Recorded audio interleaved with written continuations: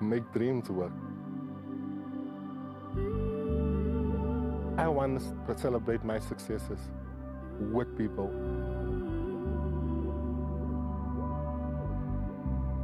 My family is sold out to my mandate. Everybody else spent 12 years in school. I spent 14 years in school.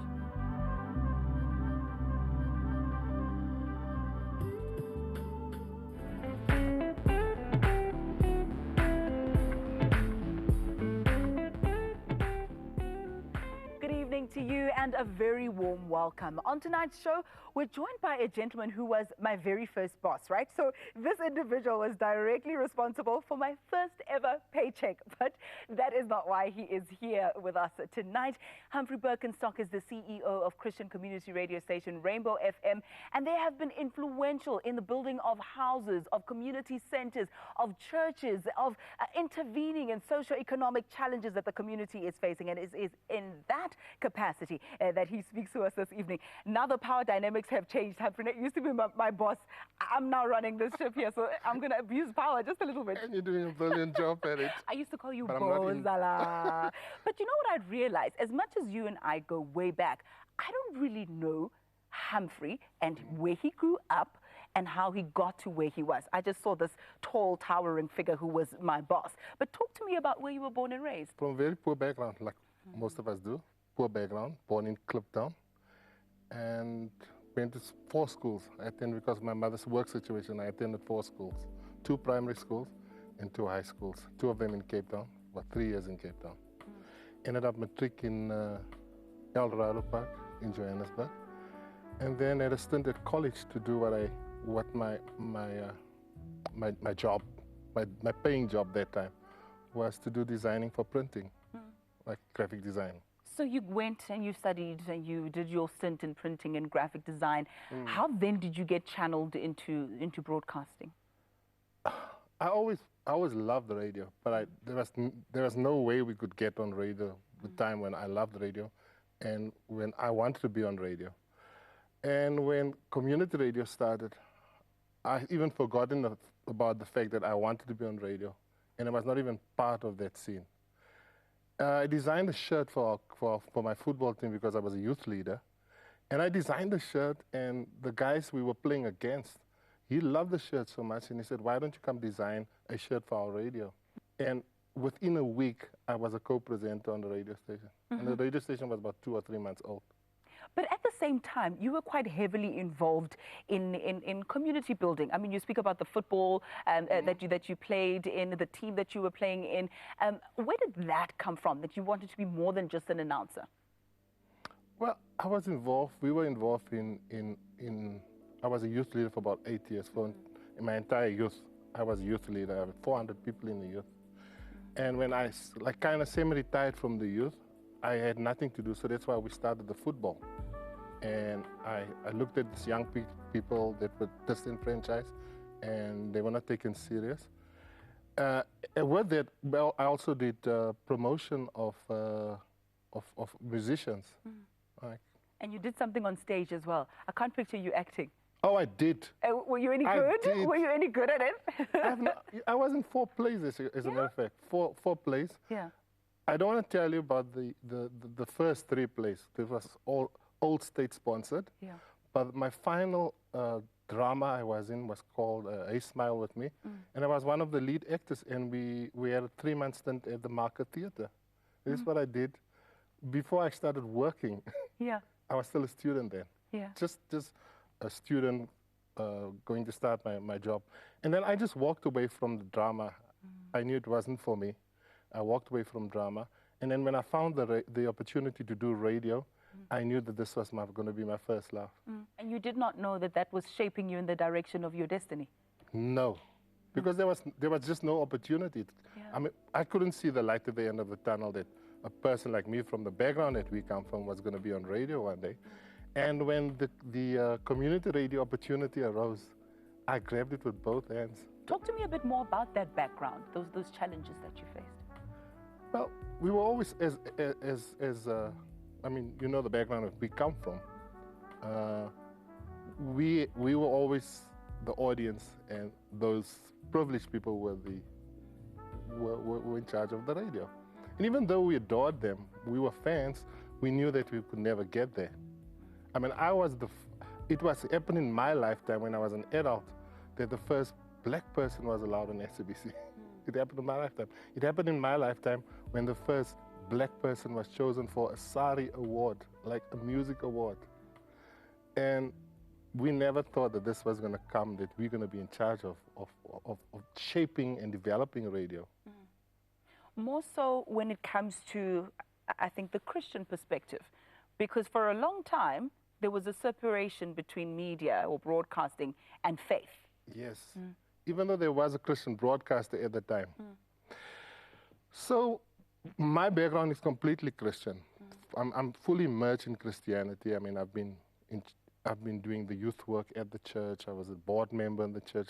For all my youth life, that's all I knew. And when I got an opportunity to be on a Christian radio station, I thought this was it for me. In a country such as our own, where there's so many diverse religions, there's so many diverse denominations, even under the same religion of Christianity, how then did you try and navigate the space as Humphrey? Because you were very pivotal in bringing a lot of people together, the traditionalists, the Catholics, Pentecostal, you name it. We invite people to the radio station and we say, when you come to the radio station, leave your doctrine behind. Just let's be biblical. And that's how it works. Everybody believes in Jesus Christ, and that's a great starting point. So when people come in with the doctrine, we're very strict on that because we want to be something for everybody. We don't want to leave anybody out. When we come back, I don't want anybody to be left out, and that's why I'm going to promo what's going to be coming up next. I want to then talk about the work that you do on the ground, over and above the broadcasting, the houses that were built, the blanket drives, the prayer rallies, the trips to Israel, all that and more in just a moment. Stay with us.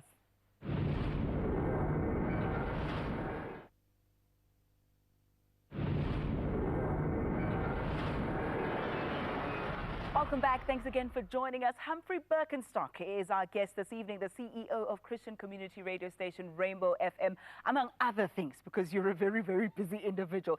But Humphrey, I want to speak to you about why you chose to stay in community radio. I mean, you've been doing this for so long, and there are many avenues that you can pursue over and above what you're doing now. But you chose to stay close to the people on the ground. Why? Because I can make a difference. I can make a difference in people's lives. And a lot of radio stations, they consolidate.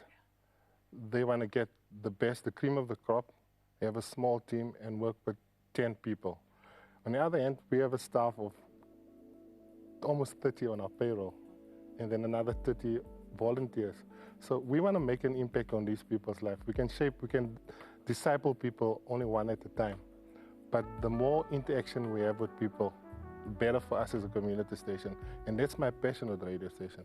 As a matter of fact, when I stepped into radio station, I didn't find radio. Radio found me, because I was like 2 years in the industry when the industry discovered this black individual who was independent, who was not dependent on a salary at the radio station, and could do things, who was a world traveler already at the time. So I became the chairperson of the Community Radio Forum for the National Association of Broadcasters, of which all broadcasters, including commercial radio, subscribe to. And then because of my profile, I couldn't become the chairman of the NAB, so I was kept as a deputy chairman under three chairpersons. I was a deputy for almost 8 years. And I resigned and I walked away from that.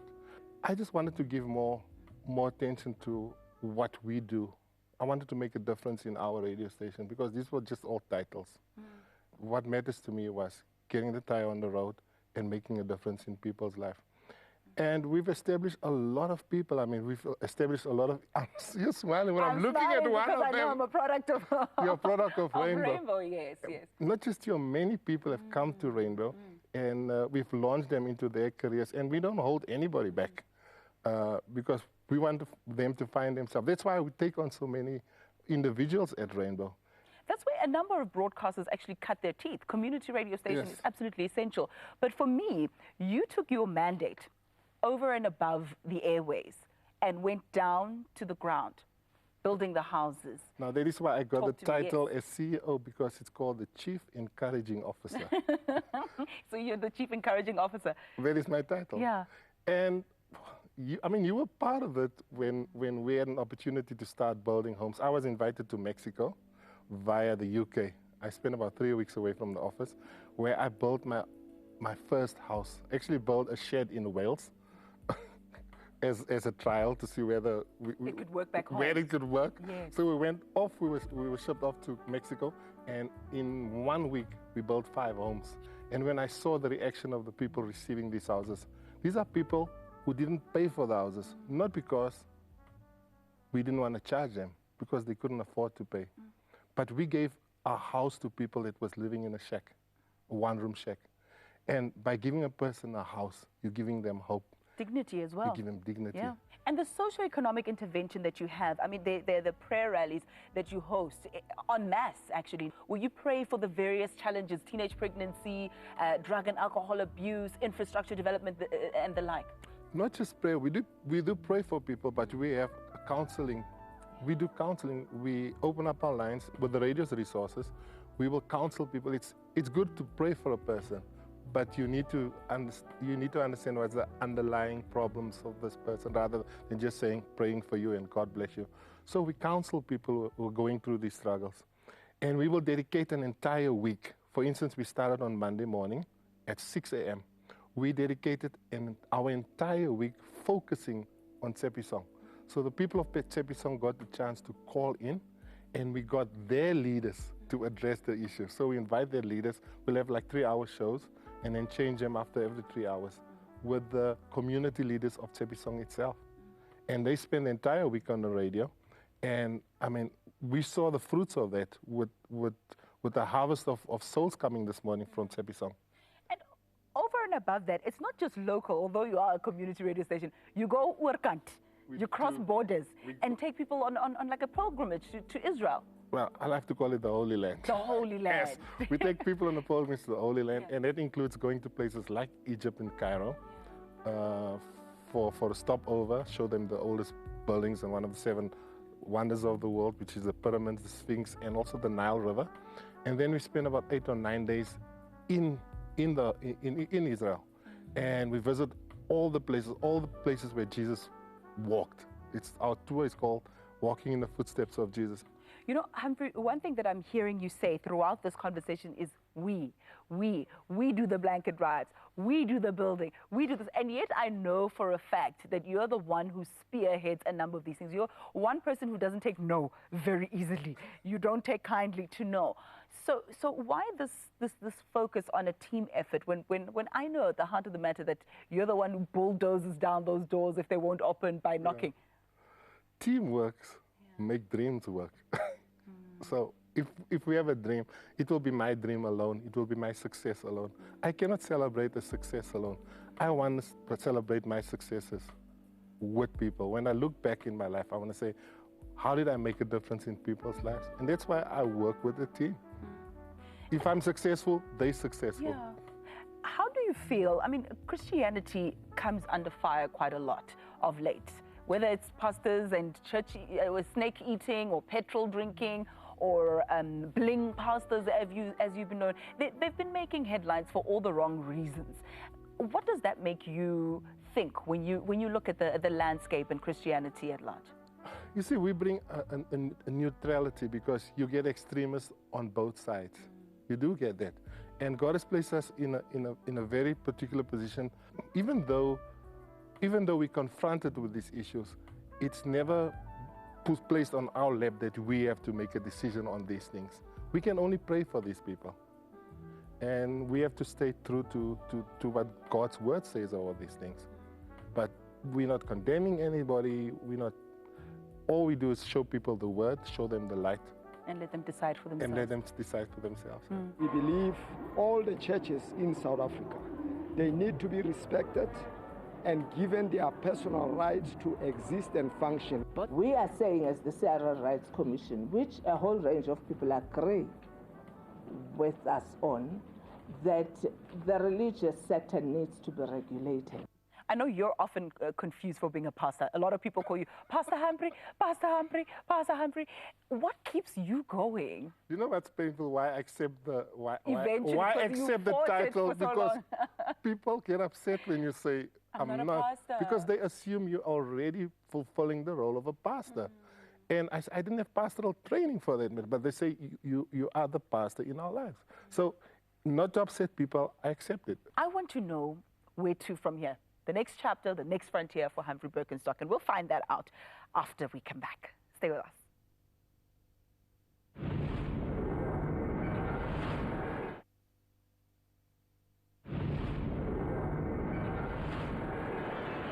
Welcome back, and thank you once again for joining us. Community builder and pioneer in the community radio space, Humphrey Birkenstock joins us once again this evening. Humphrey, you know, you have traveled the world. You've been to Mexico, you've been to the US, you've been to the Canadas, Israel, you name Singapore. It.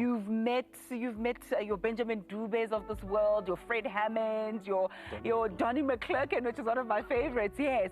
And yet, you know, someone might look at you and say you've lived a charmed life without knowing the many, many struggles and challenges that you faced from childhood up until now. You know, when people ask me about my achievements, they wanna give me the praise for what I did. I said, it can't be all me. I'm a man of faith. I'm still very much a man of faith. And how can a person? Everybody else spent 12 years in school. I spent 14 years in school, sure. And I thought it was normal. I mean, I failed grade 2. If I was going to fail again that year, they were going to put me in a special class. Sure. Just by the grace of God, that saw me through. And then again, during the uprising in '76, I failed standard 7. Yeah. I don't even know what the reason was for that. But I failed. Yeah. And nobody gave me a chance. I trusted God. I had no father. My mother was working 12 hours a day, and we saw her only at night. So whatever I've achieved or come to, I think it's just by the grace of God. And I thank God for that. And would you consider what you do a calling? It is a calling. That's why I could never take a job. Even I had the opportunity to take a job. Way back, I'm talking about 12 years ago, I decided to stay in this because it's a calling and it's a ministry. I love getting up in the morning. I love going to work. I love working with people. I've not been on air now for almost 2 years. I miss it, but I've done more in the last 2 years than I did in the last 10 years. You believe so much in your mandate that you sacrifice your own vehicle, your own time, your own resources to make it work. We paid up a Mercedes-Benz about 10, 15 years ago. And it was a proud achievement for someone in my, you know, from my background and my family to own a Mercedes-Benz. And when I had an opportunity to sew the car, I did. I called my wife. My wife was not at the meeting. I called her, I said, listen, I'm going to give our car to the station. She says, I trust you, my husband. Wow. I've trusted you for so many, She's almost. a better woman than I am. She said, whatever God says. Yeah. And I sold the car.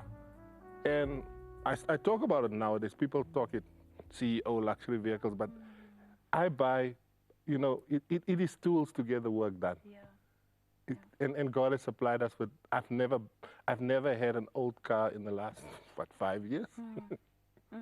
God has just provided for us. Tools for the work. What more still needs to be done? What other work do you want to get into? Ayanda, if I knew, I would have done it last year. So I just want to be, I have a year schedule, a year planner, and I look at my year planner and I ask my team and myself, what do we want to make better of this particular event? As a matter of fact, we had what we call Thanksgiving-a-thon. It's a 9-day, 10-day event we have annually. And last year, our attendance to the Thanksgiving-a-thon was about 1,500 people. This year, our attendance was 7,000 in the 9 days we had. We had a meeting on Heritage Day, and everybody said, no, everybody's going to go on holiday. Our attendance for Heritage Day alone was 1,000 people who walked to the station and celebrated with us. And it was just a major event. We counseled over 15,000 people in 10 days. We received more calls in an hour what we normally would do in the day's time, during an entire day. You have all the support, Humphrey, but at the same time, there are two sides to the coin. there's also going to be criticism. There'll be those who'll say radio stations or Christians are chowing people's money, or they're fleecing the sheep, or you name it. The controversy will always be there. How do you deal with negative publicity? All our businesses is public. So if we're transparent, if anybody wants to see our books, they're welcome to see our books. The people attending our annual general meetings, most of the question they ask is for understanding of the financials, not about how we run the radio station. When we go off air, people don't send us hate mail. You know what they do? They pray. If we, for any technical reasons, are off air for 5 minutes, 10 minutes, or half an hour, because things do happen, people pray and they tell us what they're doing while we were off air. Nobody hates us. We have such a great audience. Let's talk about your legacy. You have 2 sons. You did mention them. How do you want them to remember you and your work? I asked my son, well, they've asked my son to make a speech at my 50th birthday. My son got up, and this is the words he used, 2 words. He said, "I have a great dad." That's all he said. I mean, he said, "I have a great dad." And if my children can see me as a great dad, and my children can see the example I set, I'm a Proverbs person, and I teach, when I speak to my children, I speak Proverbs over their lives. If you want your son to be successful, and even your daughter choosing the right person also, they must be a word-based person. Because then you don't have to worry about the decisions they make. So if I can teach my kids in the way of the Lord, I mean, me and my wife, we talk about problems that families have. And then we pray for people, and then we say, "Thank you, Lord, that it's not come and knocked on our door yet." It's just the grace of God. So legacy for my kids, the latter will be greater than the former. So I believe that my kids will be greater than what I've achieved, because that's biblical. I think that's a beautiful point to leave it. Humphrey, it's been a huge pleasure.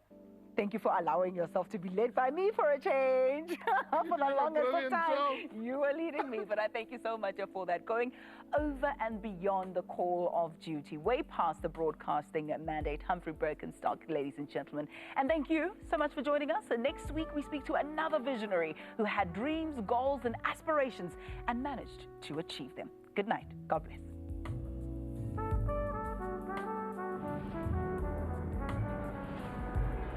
In my walk in life, I have discovered that a big vision does not demand more energy or more faith than a small vision.